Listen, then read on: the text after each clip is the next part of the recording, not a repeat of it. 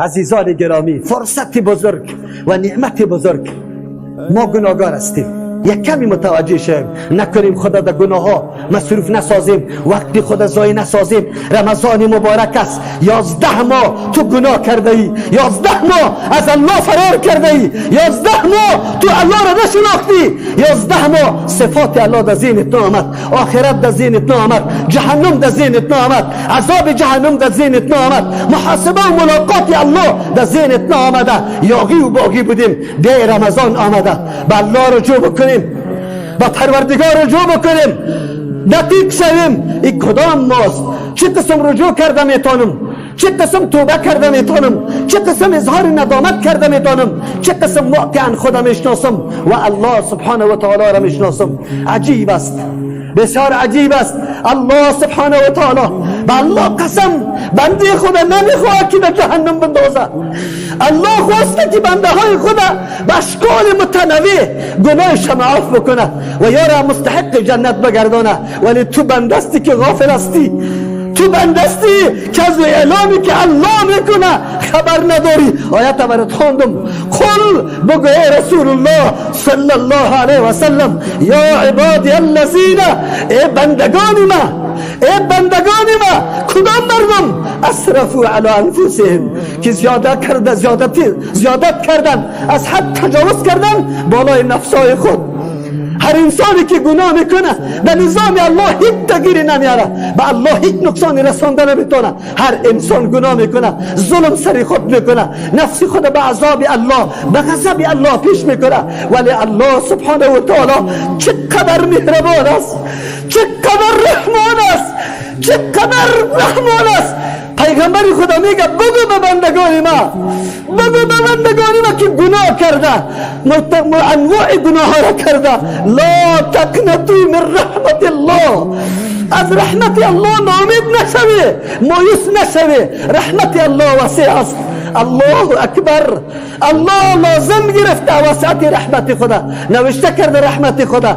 بیایید این روزا در وقت افطار دست بالا کو، گریان کو که یا الله اینقدر نعمت های تو را من استفاده کردم اما شکر گزاری نتانستم. اینقدر لحظات ما در بهیدگی دیر شد، اینقدر لحظات ما در گناه دیر شد، اینقدر لحظات ما آزار و اذیت بود، دو دشنام بود، فقط نیت و اراده خراب داشتم. الله چه بهترین فرصت قبول کردن دعا را برای ما نصیب کرده ای. الله، ما بسیار محروم میشم اگر امروز دمی روز دعای ما قبول نشوه. الله، اگر ما دعای مستجاب نشوه سخت محروم هستم. خدا الله، اگر هر قدر گناه دارم، یقینا گناه دارم، معصوم نیستم، انسان خطاکار هستم، اشتباه میکنم، نسیان میکنم، جاهل هستم از عاقبت گناه، از انجام گناه. لیکن یک امر دارم، یقین دارم الله که تو رحمان هستی و بخشش میکنی گناه را. الله تو رحمان هستی، بخشش میکنی گناه را. من مایوس نیستم اگر کل کوهاور گناه دارم، از رحمت تو مایوس نیستم، چرا خود گفته ای لا تقنطوا من رحمت الله، از رحمت الله مایوس نشو. ای بنده ما، ابلیس تو را مایوس میسازه، از همون خاطر دامن تا اعلام میکنی که بان کلگی متر شوه، نکو اتر. الله اکبر. حدیث ابی هریره رضی الله عنه را خواندم. رسول الله صلی الله علیه و سلم می فرما لو اخطأتم حتی تبلغ الشمس، اگر شما خطا کردی، گناه کردی تا اینکه به آفتاب برسه، گناه بکنی که تا آفتاب برسه، بازم لطاب الله علیکم، الله رجوع رحمت بالایتان میکنه. لطاب الله علیکم، رجوع رحمت بالایت میکنه. ای بنده، این ماه اینمی ماه است، سوال بکن از الله متعال، گناهی تا حالتی تا چقدر احسان الله قطعت کرد. یک ماه مکمل خوراک سرت بند نکرده، مکمل نوشاک به طور کلی بند نکرده، محدودیت گذاشته از یک وقت تا وقت دیگه. احساس کردی گرسنگی را؟ احساس کردی تشنگی را؟ احساس کردی گرمی را؟ کردی احساس؟ اگر فرمان الله را نبری، اگر 4 دقیقه ای برق بروه و پکا استاد شوه عرق میکنیم، جان ما تنگ میشه، خدا شور میدیم. در اون حالتی که دسته آدم بسته باشه و آتش برید میزنه، آتشی که الله در داده او را چطور دفاع میکنی؟ تو تو توان مقاومت داری در قدیم قریب جهنمی که اگر سنگ پرتی 700 سال میره پایین، در اینجا چی میکنی؟ و بنده یادی بیار، و بنده آخرت عقیده داری، جهنم عقیده داری، نافرمانی الله را تو کی بکنیم؟ تو کی نافرمانی الله باشه؟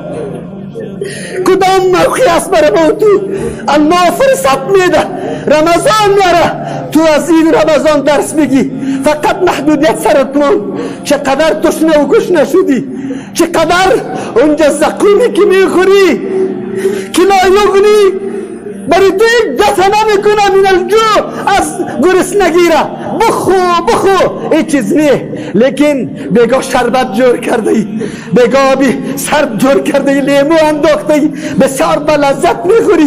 اگر دو زمانی که ریمی جهنمی آیا و تو خورده رایستی، اینا چه قسم میکنی؟ یک مرتبه به ذهنت بیار، یک مرتبه متوجه شو. ای بنده به الله قسم، احسانات الله آنقدر است، آنقدر بی پایان است که انسان شمار نمیکنه. کل عمر وجودی تو محتاج به الله بود، هر لحظه محتاج به الله بودی و کل نیازهای تا الله پورا کرده داده. عمرت شمار کو، 70 سال عمر داری، 70 سال اعضای وجود مکمل اتوماتیک کار کرده.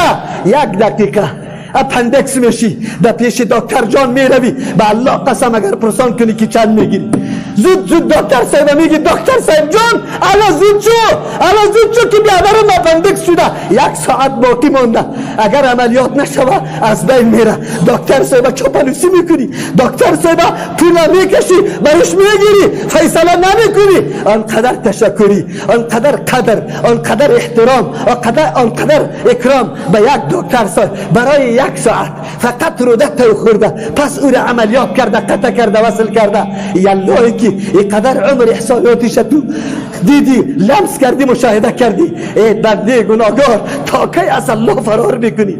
تا کی میگرزی؟ تا کی این قوت برای تو موجود است؟ تا کی این حیات و زندگی برات موجود است؟ برای تو در ذهنت بگی ساعت دیگه میمرم، فشارم بالا میره، ساعت دیگه تکر میکنم، ساعت دیگه سرطان میشم، به الله سبحانه و تعالی رفتلیستم. یا الله چی کردم؟ رمضان آمد، لحظات و نسیم توبه کردن بود. الله کدام ذات است؟ الله را بشناسیم کدام ذات است؟ الله اکبر.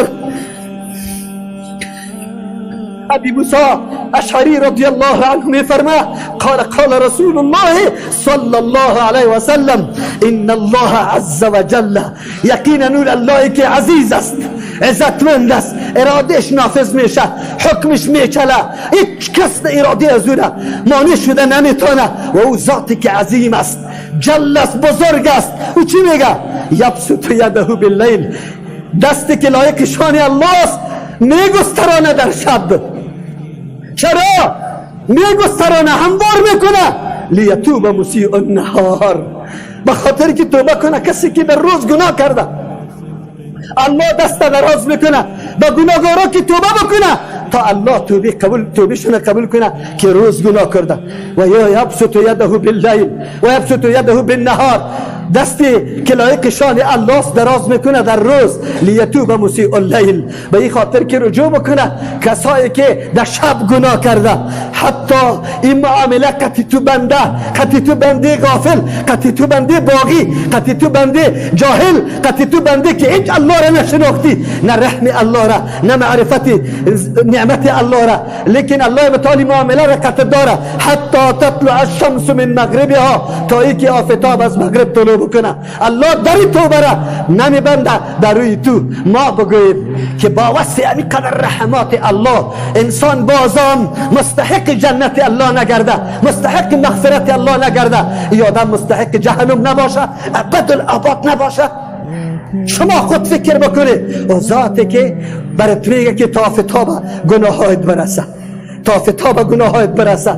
الله اکبر، الله اکبر. ابی هریره رضی الله عنه می فرماید والذی نفسی بیدی، ابی هریره رضی الله فرماید که رسول الله صلی الله علیه و سلم فرمود والذی نفسی بیدی، قسم به او ذاتی که نفس ما در یدی که لایق شانش است، در یدی از او قرار داره.